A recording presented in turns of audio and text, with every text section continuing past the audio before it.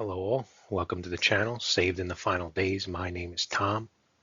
Hope you're having a good week. I can't believe again, I say this every time, but it's uh it's the end of the week again.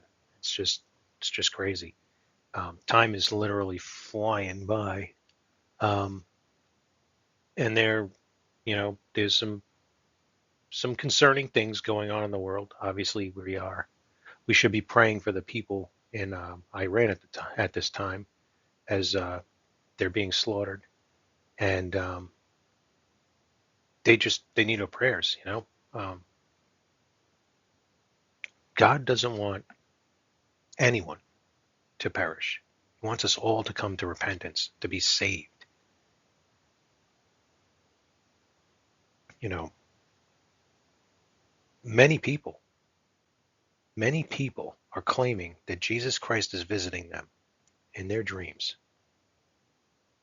and they're getting saved. Many people from Iran are saying this. Now, you can be skeptical all you want. The fact remains that time is short. If you look around the world, these wars and these rumors of wars can only end one way. It's either going to be with insane destruction, or it's going to end with somebody stepping on the scene and solving all the issues. And the Bible tells us that there will be a figure who will do that, a world leader who will bring peace to the chaos, that people will love, they will accept, they will worship. Jesus Christ is God. He's the only one worthy of worship. He paid the price for the sin of the world in his blood, his perfect blood. God requires blood. Without Jesus' blood, your sins aren't covered. If your sins aren't covered, you have to be judged for those sins, and you will end up in hell. Jesus was the Word. The Word was made flesh. The Word was God. The Word is God, and he dwelt among us. He died for your sins according to the Scriptures. He was buried. He rose again the third day according to the Scriptures. He did that for you. If you were the only person in the world, he would have done that for you. So this is the Walk Through Scripture series we do here. I take the King James Version of the Bible and I just read through a chapter. We have been doing Revelation. This is now Revelation 8, and I'm just going to read through it. They kick us off with the prayer, and we'll get into it. Heavenly Father, thank you, Lord, for another day, and thank you for your sacrifice of your only begotten Son, Jesus Christ, that he came to earth. He died for everyone. He shed his blood. He was buried, and he rose again the third day. He did that for us. While we were yet sinners, Christ died for us. Thank you for that, Lord. Your free gift. We don't have to work for it. We don't need to be a good enough person for it. We don't need to go to church for it. We don't need to be baptized for it. We need to just accept it. And if we have, Lord, you told us that you seal us with your Holy Spirit until you come to collect us, the day of redemption, which I believe is coming really soon. Jesus, I think you've warned us enough about what we were to look for, and that we are to watch for you and not be sleeping. Be sober and vigilant and watchful. Lord, I ask that you bless the thoughts of my heart, the words of my mouth as I read through your word today, your word, not man's word, and that you allow the Holy Spirit to give us something from that, Lord. Let us apply it to our lives in a way that only you know how we could use it.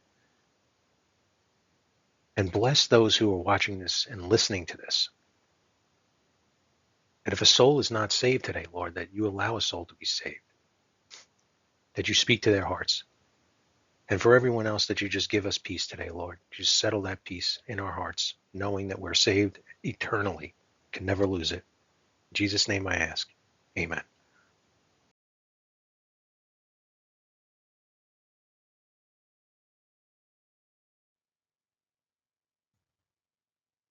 Second Timothy 2:15. Study to show thyself approved unto God, a workman that needeth not to be ashamed, rightly dividing the word of truth. Revelation 8, 1 through 13. And when he had opened the seventh seal, there was a silence in heaven about the space of a half an hour. And I saw the seven angels which stood before God, and to them were given seven trumpets. And another angel came and stood at the altar, having a golden censer, and there was given unto him much incense, that he should offer it with the prayers of all saints upon the golden altar, which was before the throne. And the smoke of the incense, which came with the prayers of the saints, ascended up before God out of the angel's hand. And the angel took the censer, and filled it with fire of the altar, and cast it into the earth. And there were voices, and thunderings, and lightnings, and an earthquake.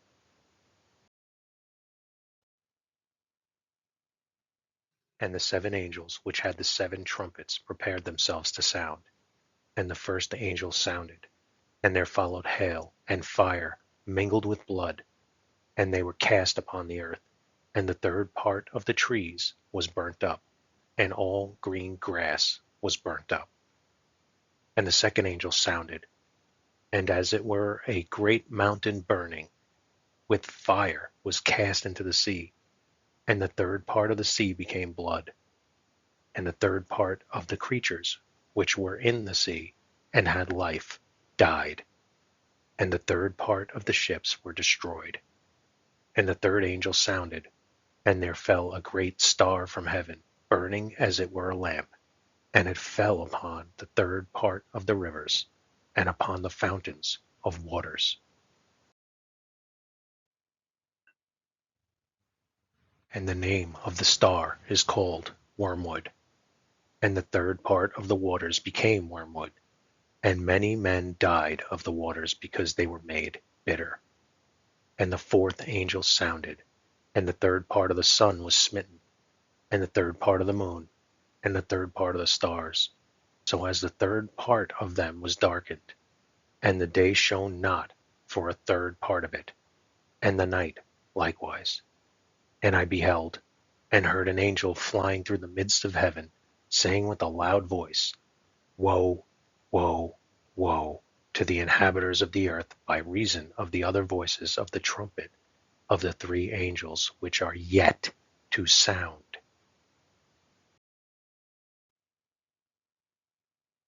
Thank you for stopping by. Have a great weekend. Jesus is coming soon.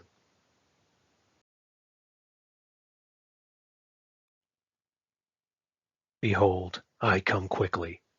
Hold that fast which thou hast, that no man take thy crown.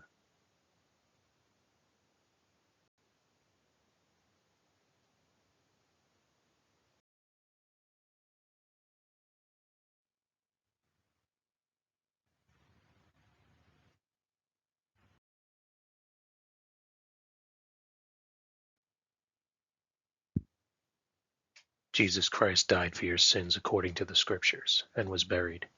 He then rose again the third day, according to the Scriptures. Romans 3:25, whom God hath set forth to be a propitiation through faith in his blood, to declare his righteousness for the remission of sins that are past through the forbearance of God.